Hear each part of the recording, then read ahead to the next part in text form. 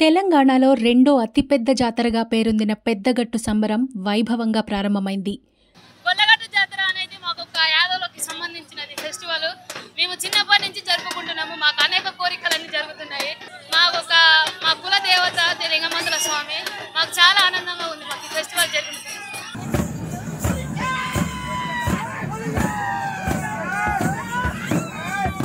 సూర్యాపేట జిల్లా దురాజ్పల్లిలోని లింగమంతుల స్వామికి రెండేళ్లకోసారి చేసే ఈ జాతర పెద్దగట్టు జాతరగా ప్రసిద్ధి.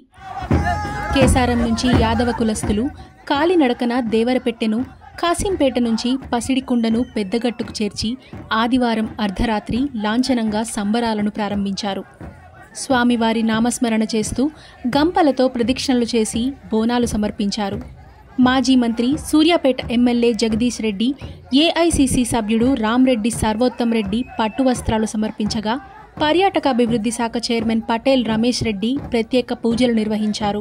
ఇక రెండవ రోజైన నేడు సౌడమ్మ, ఆకుమంచమ్మ, యాలమంచమ్మలకు ప్రత్యేకంగా బోనాలు వండి నైవేద్యం సమర్పించి మొక్కులు చెల్లిస్తారు. మరోవైపు ఈ జాతరకు భారీగా భక్తులు తరలి వస్తుండడంతో అధికారులు ముందస్తుగా అన్ని ఏర్పాట్లు చేశారు. పోలీసులు హైవేపై ట్రాఫిక్ని మళ్లించి ప్రయాణికులకు ఎలాంటి ఇబ్బందులు కలగకుండా చూస్తున్నారు. 4 రోజుల పాటు జరిగే ఈ జాతరకు తెలంగాణలోని అన్ని ప్రాంతాల నుంచి భారీగా భక్తులు తరలివచ్చే అవకాశం ఉండడంతో ఎలాంటి ఇబ్బంది లేకుండా అన్ని రకాల ఏర్పాట్లు చేసినట్లు అధికారులు తెలిపారు.